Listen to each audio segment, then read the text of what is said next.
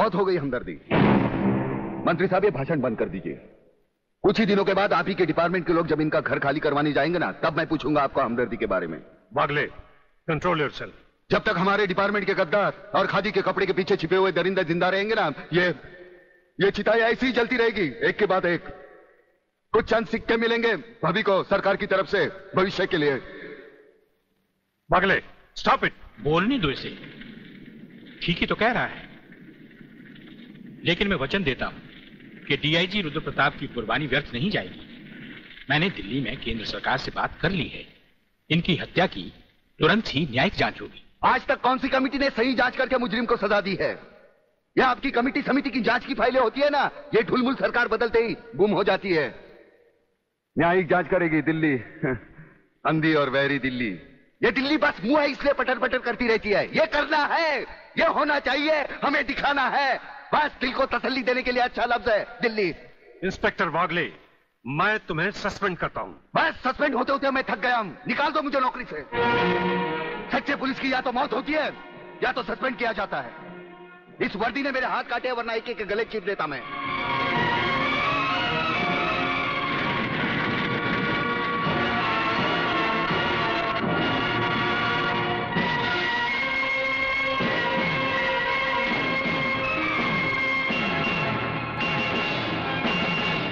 ना तलवार की धार से, ना गोलियों की बौछार से। बंदा डरता है तो सिर्फ परवरदिगार से।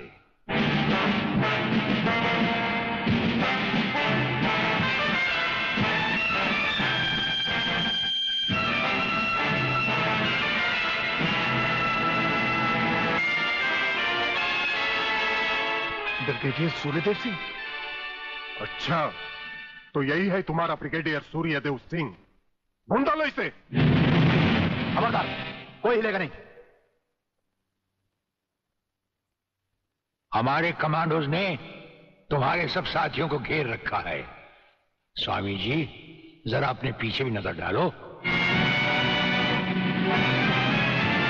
ये कमांडो बड़ा खतरनाक है।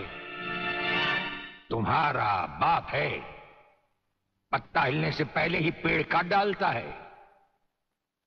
तुम्हारी भलाई अब इसी में है कि बिना हिले जुले खामोश खड़े रहो।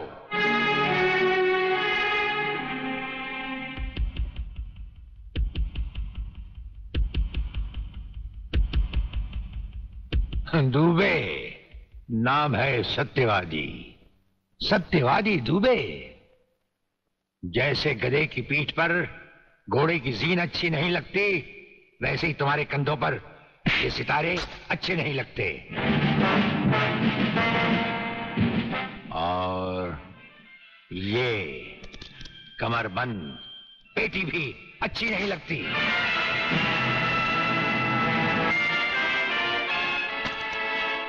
अब वो कसम याद करो जो तुमने खाई थी ये वर्दी पहनने से पहले। हम कसम खाते हैं कि हम पूरी ईमानदारी और वफादारी से देश और कानून की रक्षा करेंगे।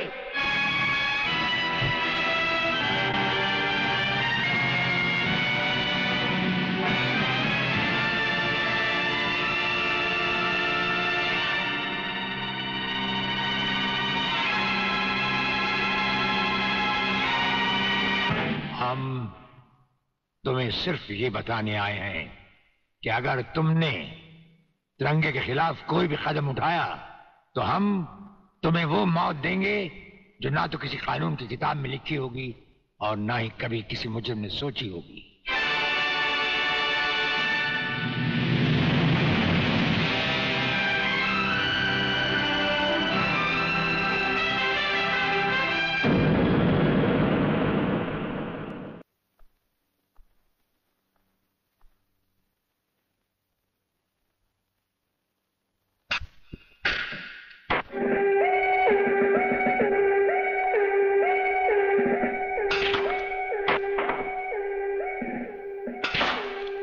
बड़े प्यार से खेलते हैं आप। असली खिलाड़ी मरने वाले दुश्मन को पता भी नहीं चलने देते कि कब होगी उसकी मौत।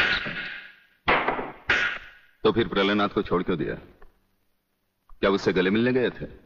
गले मिलने गए थे उसके गले का माप लेने गए थे कि वो फंदे की मौत मरेगा या हमारे पंजे की। वागले, गर्मजोशी अच्छी चीज है लेकिन हमेशा काम नहीं आती। तुमने तो देखा ही होगा कि इसी गर्मजोशी की वजह से तुम कई बार सस्पेंड हो चुके हो। नौकरी की परवाह है किसको? यहां है कौन अपने पीछे रोने वाला? इस ईमानदारी की वजह से बहुत कुछ भुगता है, कोई तकरार नहीं है सर। लेकिन ये गुनाहगार कानून को हाथ में लिए फिरते हैं और मैं हमेशा कानून के दायरे में रहकर काम नहीं कर सकता। अपना तो उसूल है, पहले लात फिर बात, उसके बाद मुलाकात। भाई वागले, अपना तो उसूल है, पहले मुलाकात फिर बात और फिर अगर जरूरत पड़े तो लात। बड़ी उम्मीद थी आपसे, लेकिन अब पता चला आपका रास्ता अलग, मेरा रास्ता अलग। आप नरम खून के, मैं गर्म खून का। हम एक साथ काम नहीं कर सकते सर। वागले, तुमने समझा कि जिंदगी में सिर्फ तुमने ही बहुत कुछ खोया है। इस इंसान को देखो, जब चाहता ये घर बसा सकता था, लेकिन नहीं।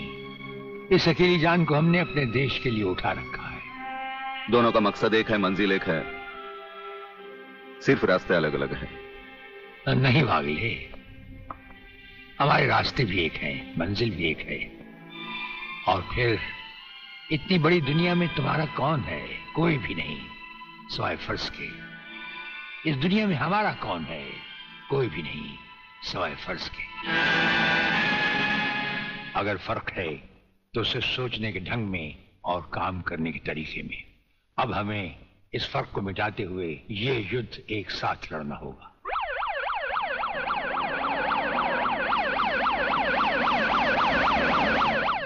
मुझे अपनी जान की तो परवाह नहीं है, लेकिन आप इस तरह खुलेआम गाड़ी में घूम रहे हैं, यह खतरा मैं उठा नहीं सकता। जिस गाड़ी में तुम बैठे हो ये मामूली गाड़ी नहीं।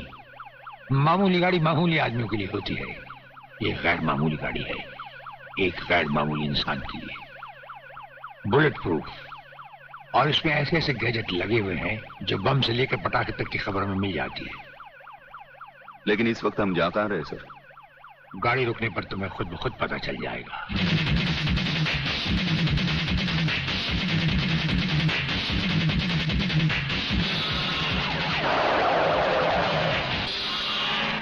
वागले, यहां हमारा घर है।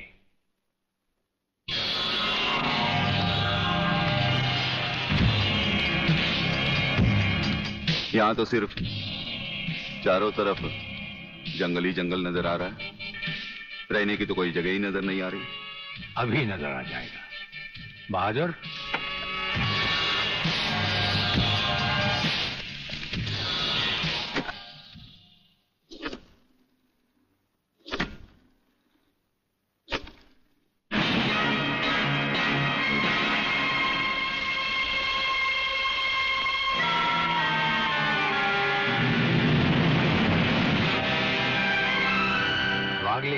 ये ऐसा बंकर है जिसका अता पता सिर्फ हमें या एक हमारे खास आदमी खबरीलाल को है, और आज से तुम्हें होगा।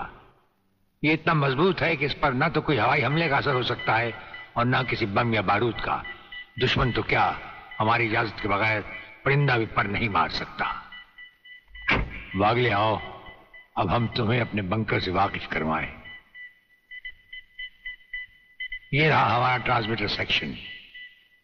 यहां से हम हिंदुस्तान के किसी भी मिनिस्टर से जब जी चाहे हॉटलाइन पर बात कर सकते हैं, लेकिन आसमान वाले ने चाहा तो इसकी जरूरत कभी नहीं पड़ेगी। हम अकेले ही तुम्हारे साथ वागले सब कुछ संभाल लेंगे। और वो देखो, वो एक कमरा जिसमें सब हथियार रखे हुए हैं, और उस कोने में रहा हमारा अस्पताल। यहां हर लाए दुश्मन का सीटी स्कैन करके उसकी अंदरूनी बीमारियों को बाहर निकाला जाता है। मुझे छोड़ दीजिए ब्रिगेडियर साहब, मैं सच कहता हूं, मैं प्रलयनाथ के बारे में कुछ नहीं जानता। मुझे छोड़ दीजिए ब्रिगेडियर साहब। और छोड़ तो तुम्हें जरूर देंगे, लेकिन तुम मोटे बहुत हो, थोड़ी चर्बी कम होने के बाद। यह अस्पताल मेरे हवाले कर दीजिए सर। चर्बी कम करने के बहुत से तरीके मुझे मालूम है। हाँ, गुड वागले।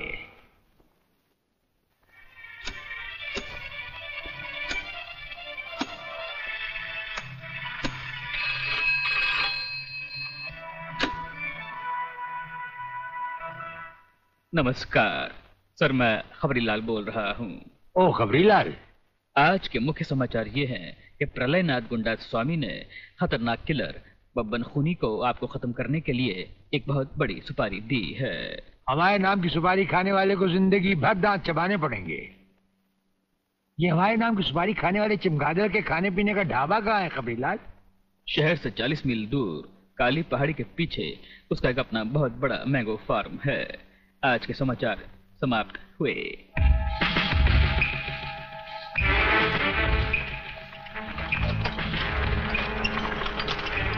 चौबे गंगवा, ये माल जो तू आसाम और यूपी भेज रहा है तगड़ा है ना?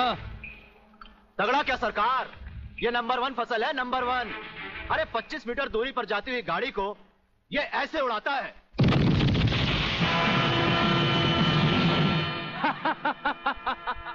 देखा सरकार, ये अपनी बम फैक्ट्री में बना हुआ मैंगो का कमाल। यूपी और असम में आतंक फैलाने के लिए ये माल तो ठीक है, पर मुझे वो माल बता जो ब्रिगेडियर सूर्यदेव सिंह को उसकी गाड़ी के साथ जलाकर उसे राख कर दे। वो भी तैयार है सरकार। ये देखिए छोटा सा हाफुस जो 50 मीटर की दूरी पर जमीन पर गिरते ही ऐसा फटता है कि मरने वाले की हड्डियों का सुरमा बन जाता है। ये देखिए।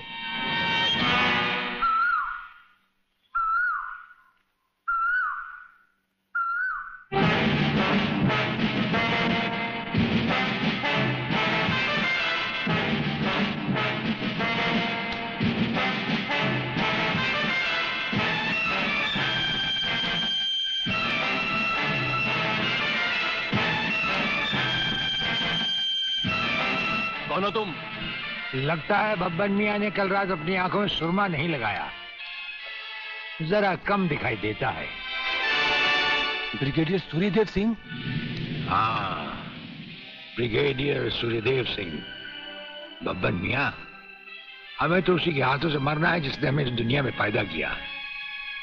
तुम सब अपने आप को हमारे हवाले कर दो, वरना तुम्हारा बनाया हुआ आमों का बागीचा तुम सबका अपने हाथों से बनाया हुआ कब्रिस्तान बन जाएगा।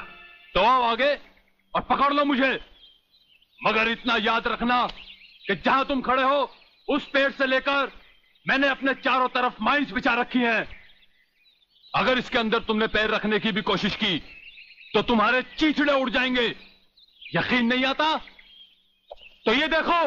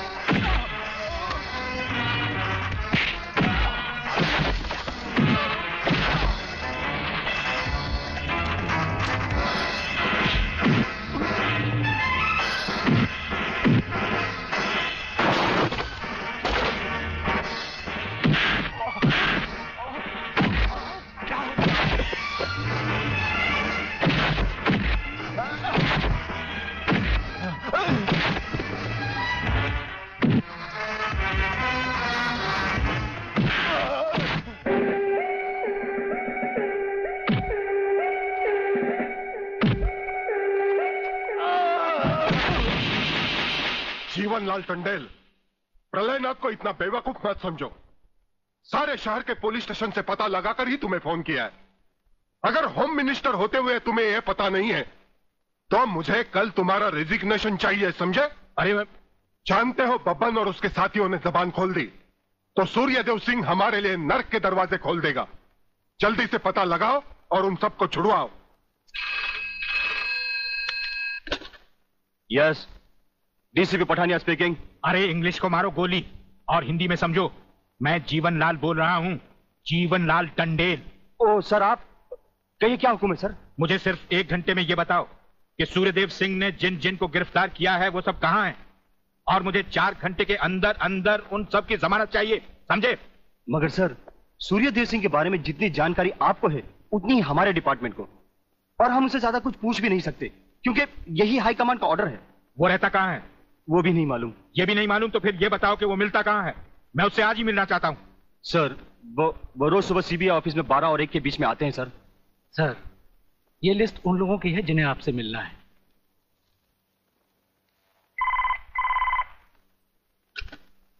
सर, मंत्री जी आपसे मिलना चाहते हैं। टंडेल का नाम है क्या इसमें? जी नहीं सर।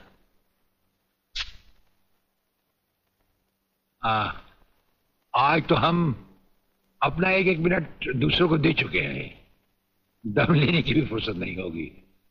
ऐसा करो, मंत्री जी को कल दोपहर के बाद की कोई भी अपॉइंटमेंट दे दो। Okay sir. Sir, you can't meet him today. अरे अंग्रेजी को मारो गोली और हिंदी में समझो। इस राज्य के मंत्री से मिलने के लिए उसके पास वक्त नहीं है। मैं पूछता हूं वो हमारी खाता है या हम उसकी? इसमें आपकी और हमारे खाने की बात कहां से आ गई?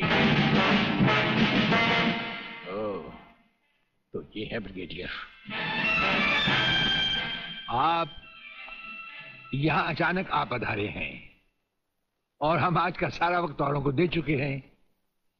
आखिर हम सब जनता ही के तो सेवक हैं।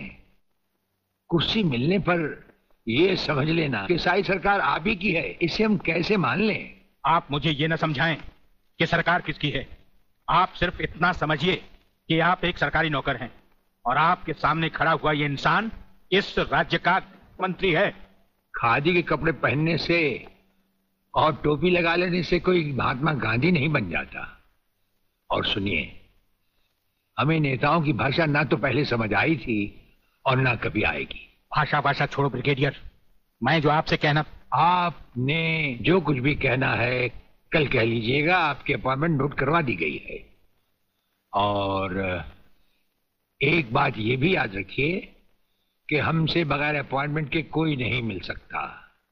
और जहां तक हमारा ताल्लुक है, हम किसी से भी किसी वक्त भी कहीं भी मिल सकते हैं, हमारा जब दिल चाहे। शायद आपने वो लेटर नहीं पढ़ा जो सेंट्रल गवर्नमेंट ने आपको भेजा है। उसमें खासुल खास ऑर्डर है कि हमारे किसी भी काम में कोई भी दखल अंदाजी नहीं कर सकता। नमस्कार।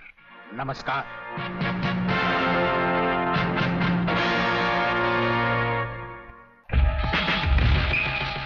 Welcome welcome.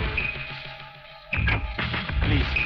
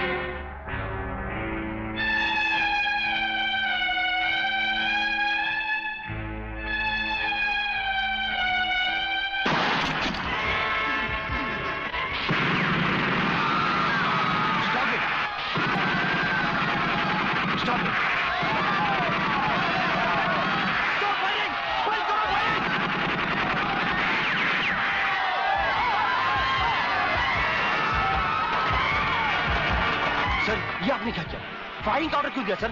आपकी एक गलती से कितनी जाने गई, इसका जवाब कौन देगा ब्रिगेडियर साहब?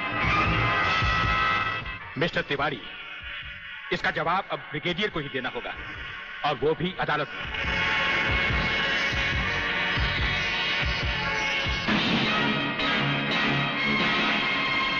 योर ऑनर, शहीद स्मारक पर हुए गोलीकांड के जिम्मेदार ब्रिगेडियर सूर्यदेव सिंह ही हैं। इन्हीं के कहने पर गोली चलाई गई, जिसमें कई बेगुनाह लोग मारे गए।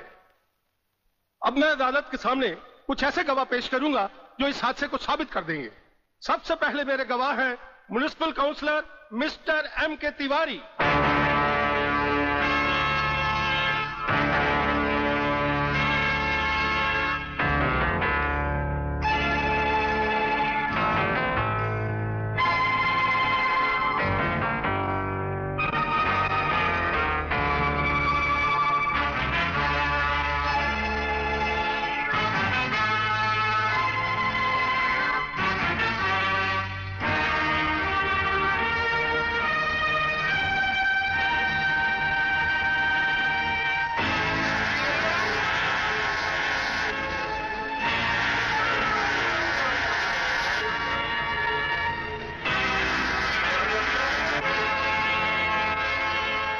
योर ऑनर, अब हमारा आखिरी एक ऐसा चश्मदीद गवाह है जिसकी सच्चाई पर कोई शक नहीं कर सकता, और वो है इंस्पेक्टर शिवाजीराव वागले।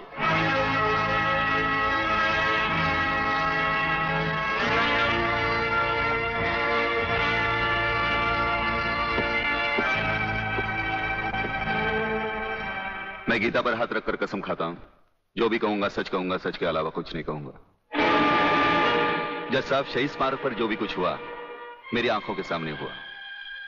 मुझे इस बात का ताज्जुब है और अफसोस भी है कि ब्रिगेडियर सूर्यदेव सिंह जैसे जिम्मेदार और सुलझे हुए अफसर ने ऐसा कदम क्यों उठाया जिससे निर्दोष लोग मारे गए। इस हत्याकांड के जिम्मेदार ब्रिगेडियर सूर्यदेव सिंह ही हैं।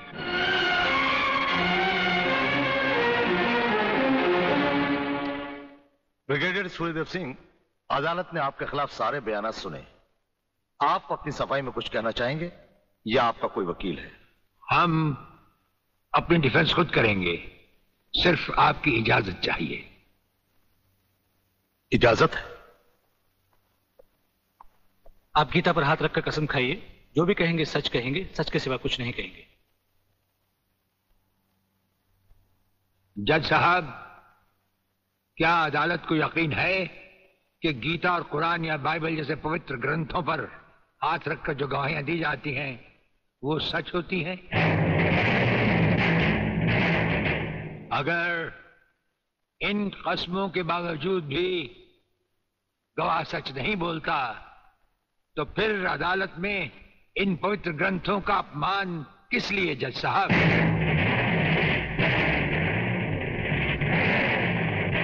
अगर फैसला ऐसे सबूत और गवाहों की बिना पर ही होता है जो पैसे से खरीदे जा सकते हैं तो बंद करवा दीजिए ऐसे रस्म और रवाज जो कि झूठे हैं।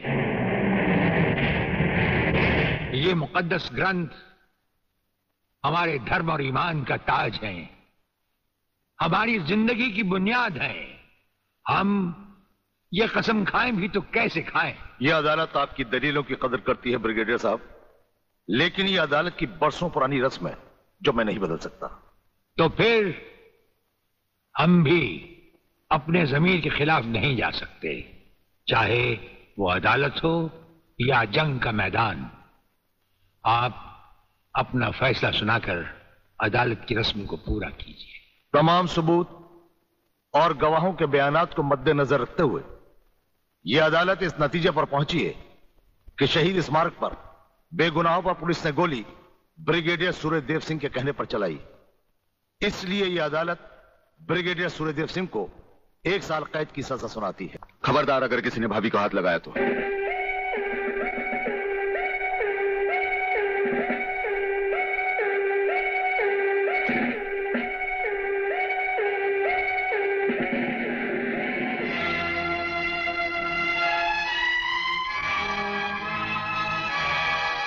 इंस्पेक्टर वागले, आप जानबूझकर अनजान बन रहे हैं। आप अच्छी तरह जानते हैं कि ये डीआईजी रुद्र प्रताप चौहान की पत्नी है। याद है डीआईजी रुद्र प्रताप चौहान, जिनके अंतिम संस्कार पर आपने लंबा चौड़ा भाषण झाड़ दिया था, जो आज भी हम पुलिस डिपार्टमेंट के लिए आदर्श है, उनकी पत्नी है। तो ये भी किसी मामूली आदमी की बेटी नहीं है, ये इस राज्य के मंत्री जीवन लाल टंडेल की बेटी है। और जानते हो इन तीनों ने इसके साथ क्या नर्क किया है? कुछ नहीं किया। ये किसी की साजिश है जिसमें इन तीनों को फंसाया जा रहा है। लेकिन मैं भी दूध का दूध और पानी का पानी करके रहूंगा। Your honour, dancer miss Anita Chaudhary की लाश का समुद्र के उसी किनारे से मिलना और उसी जगह से राधा टंडेल के कपड़े और सैंडलों का मिलना, इंस्पेक्टर वागले को मिली हुई गोली और अनीता चौधरी के पेट से निकली हुई गोलियों का एक ही रिवॉल्वर से चला होना और उस रिवॉल्वर पर किसी और की उंगलियों के निशान होना, यह साबित करता है कि इस केस में किसी और का भी हाथ हो सकता है। इसलिए जब तक ये बातें खुलकर अदालत के सामने नहीं आती, मैं अदालत से दरख्वास्त करूंगा कि इन तीनों की जमानत मंजूर कर ली जाए।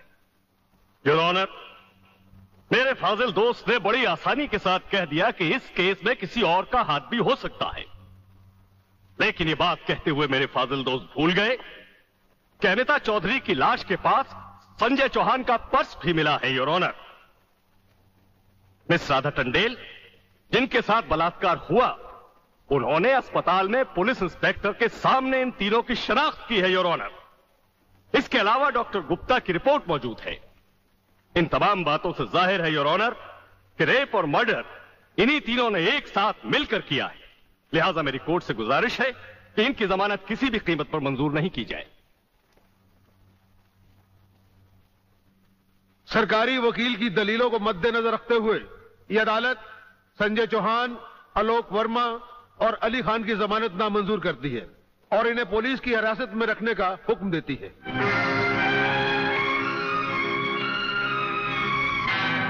योर ऑनर, मैं इंस्पेक्टर वागले इस केस की छानबीन मैं कर रहा हूं। अदालत से इस केस के बारे में कुछ कहने की इजाजत चाहता हूं। इजाजत है। Thank you sir.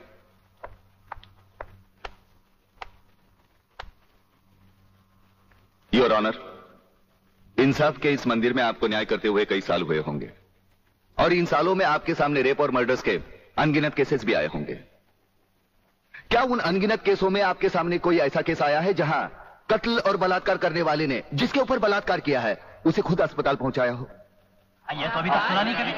सही कह रहा है ये बात, गड़बड़ जरूर है। बहुत बड़ी ऑर्डर, ऑर्डर। इंस्पेक्टर वागले, मुझसे सवाल करने की बजाय आप इस केस में रोशनी डालिए। वही कोशिश कर रहा हूं सर।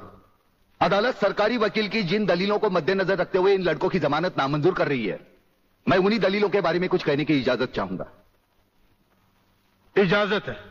सरकारी वकील का कहना यह है कि अनीता चौधरी की लाश के पास संजय चौहान का पर्स मिला। हो सकता है बेहोश राधा टंडेल को उठाते वक्त वो पर्स वहां गिर गया हो। अब इनका कहना यह है कि राधा टंडेल ने इन लड़कों के खिलाफ बयान दिया है। यह भी तो हो सकता है कि वो बयान उसे किसी के दबाव में आकर दिया हो। जिस डॉक्टर ने बलात्कार की रिपोर्ट बनाई वो भी खरीदा गया हो। आपकी इन दलीलों से अदालत अपना फैसला नहीं बदल सकती। यह फैसला आप जबरदस्ती इन पर लाद रहे हो। इंस्पेक्टर वागले, अगर मैं चाहूं तो अदालत की तौहीन के जुर्म में मैं तुम्हें अभी टर्मिनेट कर सकता हूं। कोई परवाह नहीं है मुझे इस बात की। मेरा तो विश्वास उठ गया है इस कानून से। कौन सा कानून, कैसा कानून? यह कानून तो चंद मुजरिमों की रखेल बन बैठा है। इसलिए लोग अदालत का दरवाजा खटखटाने के बजाय गुंडों की चौखट चूमते हैं। Take him out of the court. अगर जिंदगी में किसी से रिश्वत ना ली हो तो ही मुझे हाथ लगाना।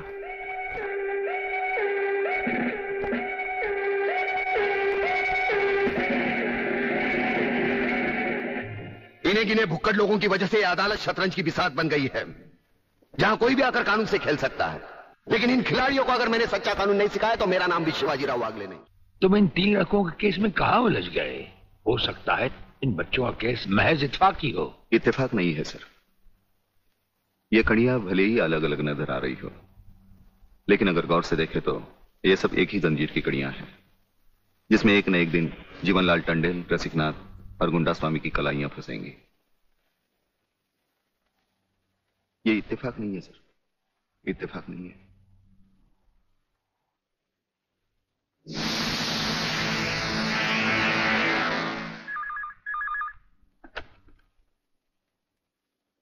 हेलो सर, मैं तुम्हारी आवाज अच्छी तरह पहचानता हूं जेलर।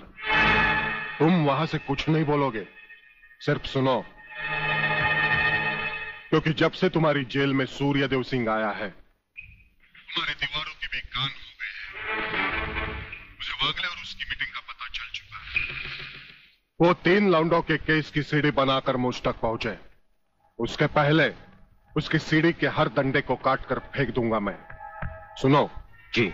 मुन्ना और उसके खतरनाक खूनी साथियों को आज रात को पुलिस की वर्दी में जेल से बाहर निकाल दो और उनको समझा दो पुलिस स्टेशन जाकर उन तीनों लड़कों का बिल आत्महत्या के नाम पर फाड़ दें।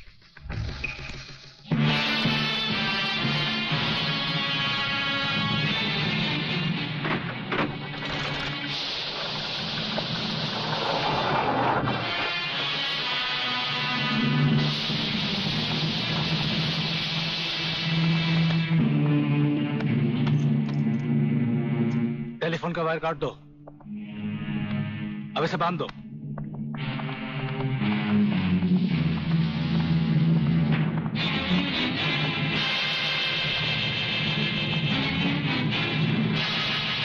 डरो मत, तुम्हारी जमानत हो चुकी है। हम लोग तुम्हें रिहा करने आए हैं।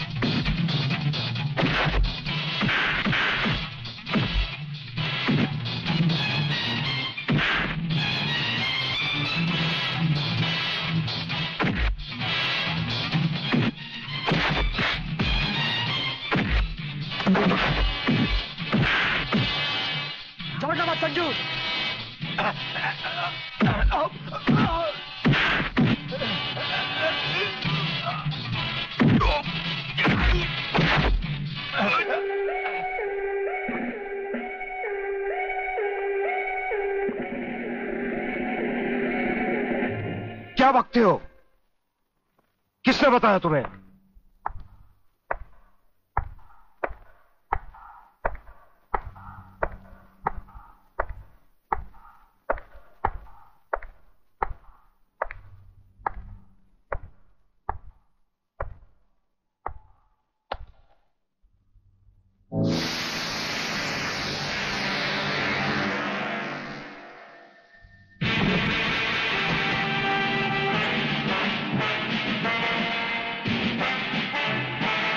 कुछ ही देर पहले तुम जेल की कोठरी में बंद थे, फिर वहां से निकले कैसे? और अपने ये कपड़े पहनकर यहां किसके हुक्म से आए? हम अपने हुक्म के खुद मालिक हैं। हम अपने हुक्म से ही अंदर आए थे और अपने हुक्म से बाहर चले जाएंगे। तुमसे अच्छी तरह मिल लेने के बाद। तुम्हें अच्छी तरह मालूम होना चाहिए कि तुम किसके सामने बैठे हो। हमें मालूम है, इसीलिए तो जूते तुम्हारे मुंह के सामने रखे हैं। तुम जैसे गद्दारों से हम नहीं, हमारे जूते ही मुंह लगाते हैं। सूर्यदेव सिंह!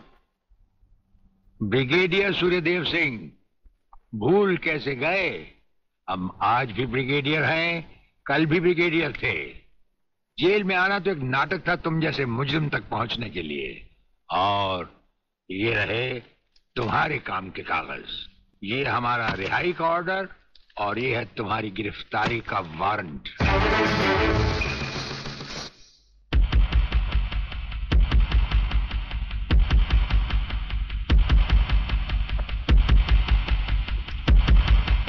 याद करो वो दिन जब तुमने ये वर्दी पहनने से पहले एक कसम खाई थी। याद करो। हम कसम खाते हैं कि हम पूरी ईमानदारी और वफादारी से देश और कानून की रक्षा करेंगे।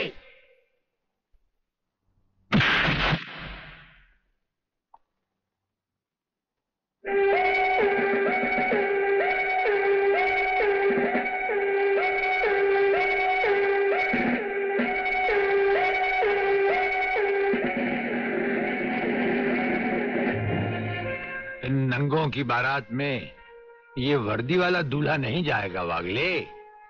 इसके भी कपड़े उतार डालो।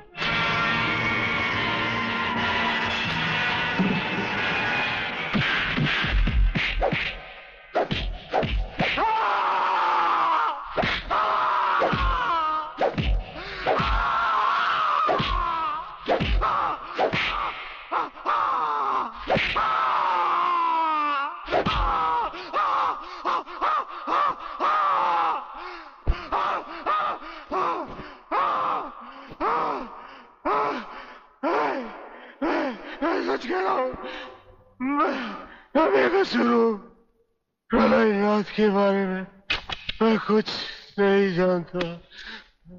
बेहोश होने से पहले 3 बार, होश में आने के बाद 3 बार तेरा इसी तरह इलाज करता रहूंगा। प्रलयनाथ, वो रहा तुम्हारा कबूतर बेटा और उसके गले में है जला देने वाला बम। उसका रिमोट कंट्रोल हमारे हाथ में है। अगर तुमने एक कदम भी आगे बढ़ाया तो उसे जलाकर राख कर दिया जाएगा।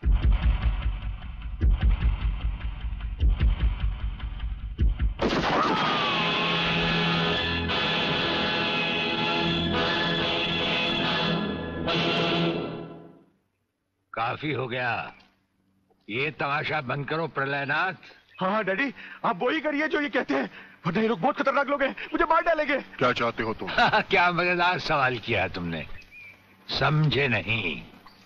प्रोफेसर खुराना को वापस करो और अपने इस कबूतर बेटे को यहां से लेकर रफू चक्कर हो जाओ।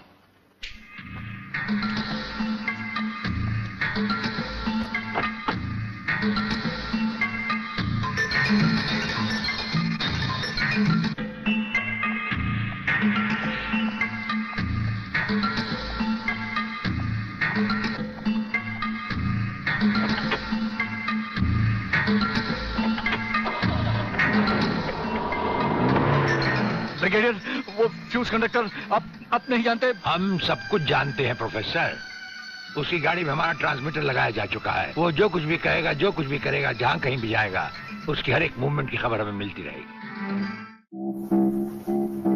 हमारे ट्रांसमीटर का सिग्नल बता रहा है कि गिड्डा स्वामी का अड्डा वो ये रहा। ये से बाहर एक वीरान जगह पहाड़ियों के बीचों बीच है। कमांडोज रेडी फॉर ऑपरेशन तिरंगा।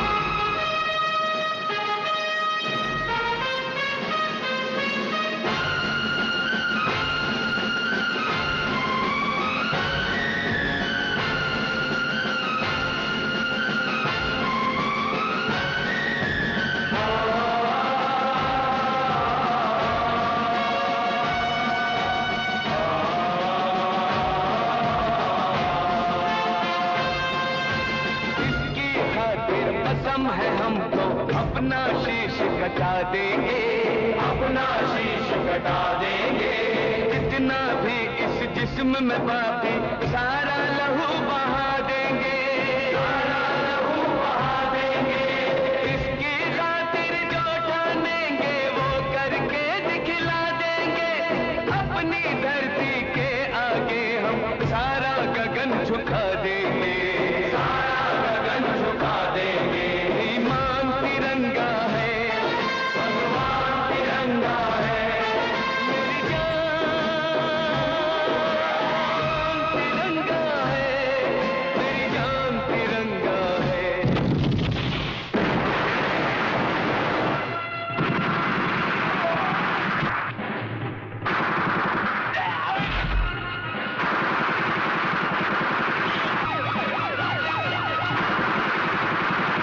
Underground guards, ready for attack!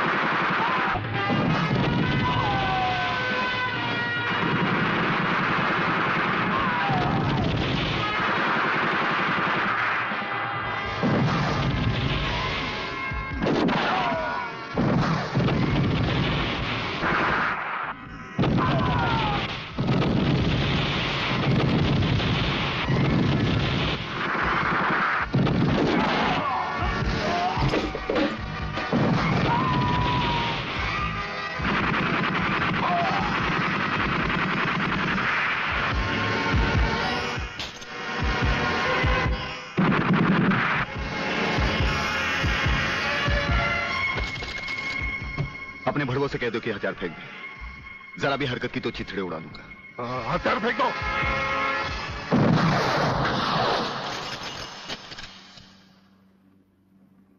हम तो समझे थे कि तुम जंगबाजों की तरह जंग लड़ोगे, लेकिन तुम तो एक घटिया किस्म के भगौड़े प्यादे निकले। अधूरे में ही हथियार डाल दिए। प्रलयनाथ कभी कोई जंग अधूरी नहीं लड़ता ब्रिगेडियर। देखना चाहते हो तो देखो।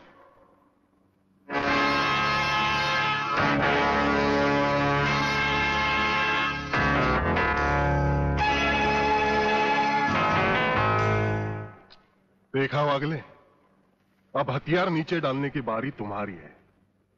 डाल दो हथियार।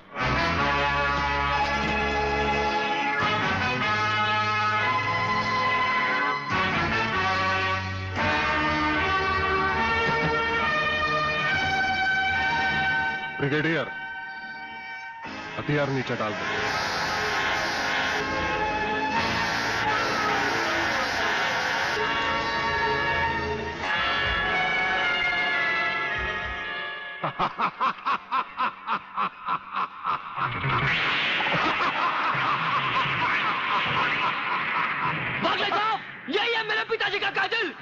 इसीलिए मेरे पिताजी का खून किया। यही है कातिल। वागले साहब, मत छोड़ना इसे। हाँ हाँ, मैं हूं तेरे पिता का कातिल, और आज तुम सबका कत्ल भी मेरे हाथों से ही होगा। वागले, तुम्हारी गर्मी को ठंडा करने का सामान भी मैं साथ लाया हूं। वो देखो।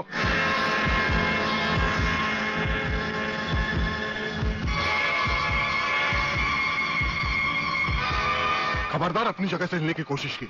एक ही बटन दबाऊंगा, सबको राख कर दूंगा। अगर देखना चाहते हो तो ये देखो।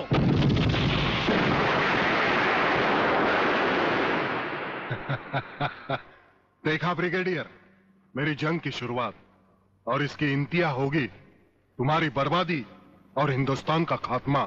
हिंदुस्तान का खात्मा? हिंदुस्तान का खात्मा तो सदियों से कोई नहीं कर सका।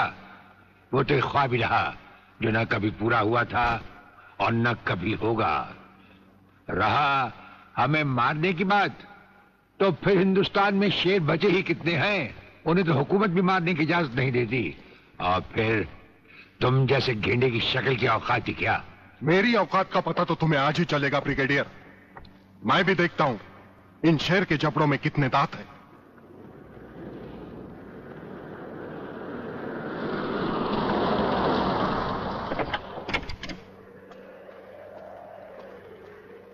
नमस्कार शिवाजीराव वागले। आओ आओ हिजड़े की औलाद, आओ। तेरी ही कमी थी यार।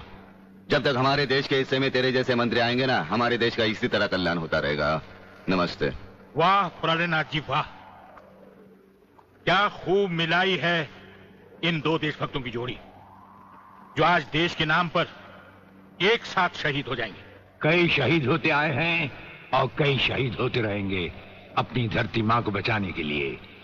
लेकिन तुम जैसे लोग जो अपने आप को ही नहीं, अपनी माँ को भी दौलत की खातिर बेचते आए हैं, और उनका अंजाम एक गुमनाम लाश की तरह होगा जिसे गिद्ध और चीले नोच नोच कर खा जाएंगे। नोच नोच कर तो हमारे आदमी तुम्हें खाएंगे। मैंने फैसला किया है, आज 15 अगस्त के दिन मैं इस देश को बर्बाद कर दूंगा। आज वो दिन हमारे और तुम्हारे सामने है। ध्वजारोहण को अब सिर्फ 24 मिनट बाकी है, और 25वें मिनट में क्या होगा वो तुम सब अपनी आंखों से देखना। प्रलय 1 आउट, रेडी फॉर टारगेट।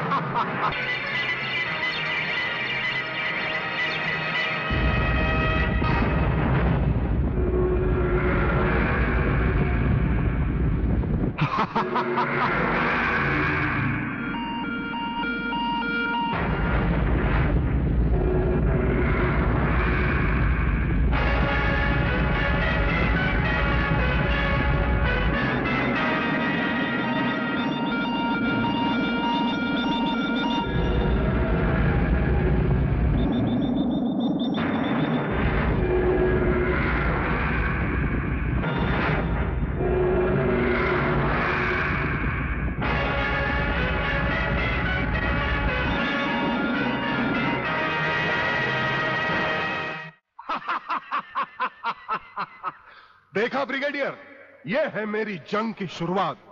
अब तुम सबके सामने ये मेरे तीनों मिसाइल्स ईस्ट, वेस्ट और नॉर्थ कमांड को खत्म करेंगे और हिंदुस्तान पर विदेशी हुकूमत का झंडा लहराएगा।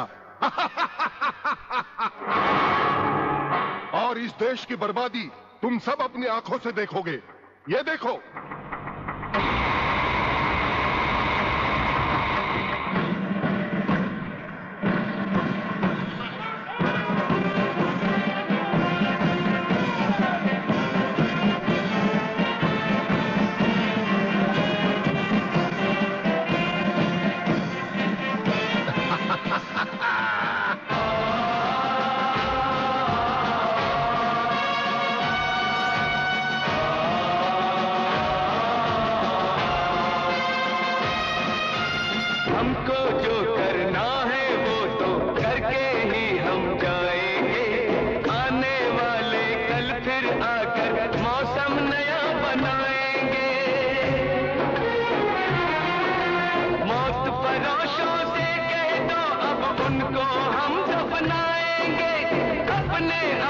नापों का वो खुद ही कफन सिलाएंगे। आवाज तिरंगा है, ऐलान तिरंगा है, मेरी जान तिरंगा है, मेरी जान तिरंगा है।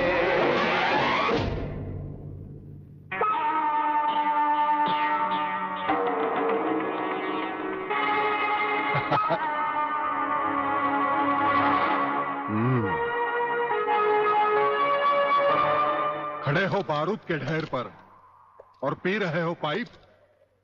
तुम्हारे जलवे में कोई कमी नहीं आई ब्रिगेडियर। तुम दोनों में से कोई भी अपनी जगह से हिला तो दोनों कैबिन रिमोट कंट्रोल से उड़ा दूंगा। खबरदार हिलो नहीं, भून कर रख दूंगा।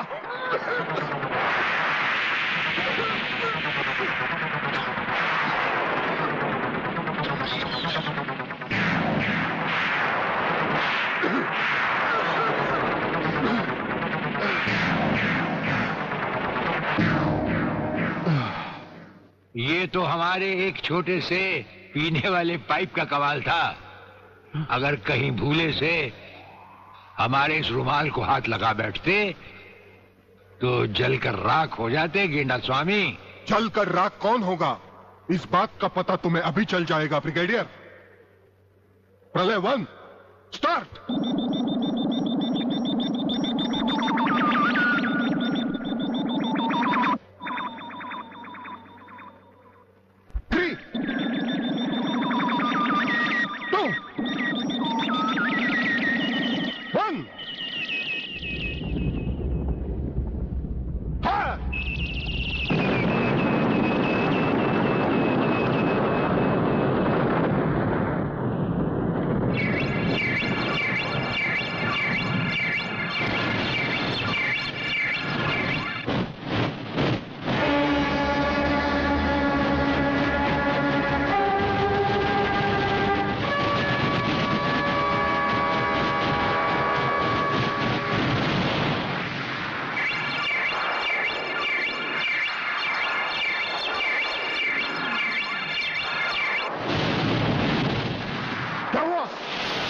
तीसरा सब मिसाइल चालू कर दो।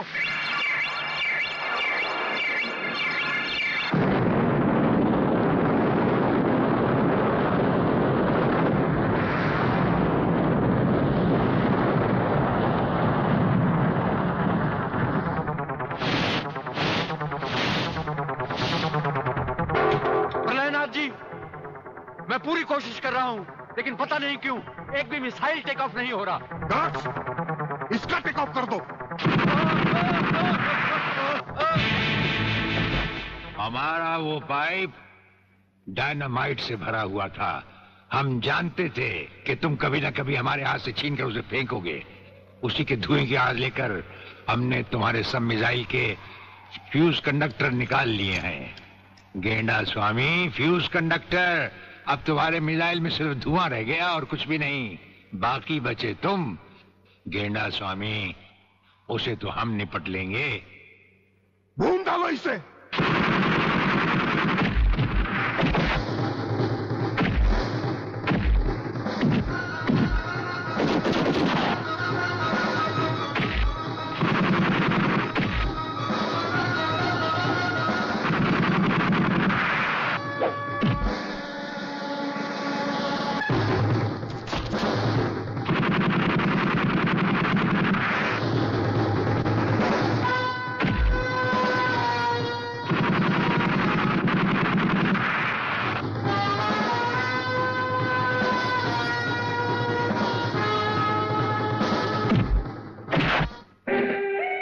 शिवाजीराव वागले, मराठा मरता है या मारता है। याद है मैंने तुझे एक दिन कहा था, ये 1500 की नौकरी करने वाला एक दिन तुझे 150 का कफन पहनाएगा।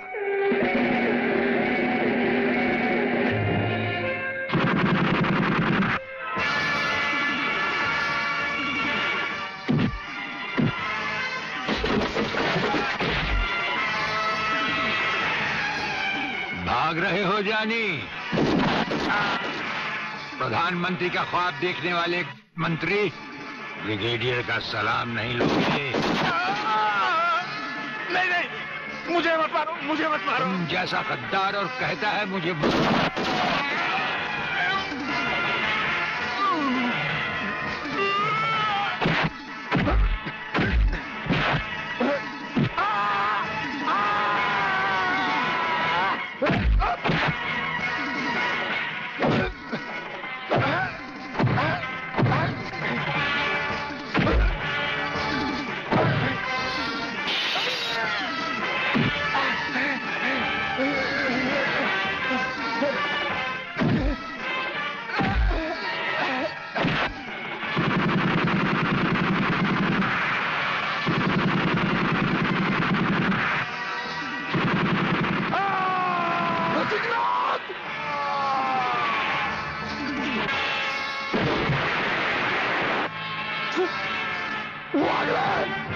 Come here!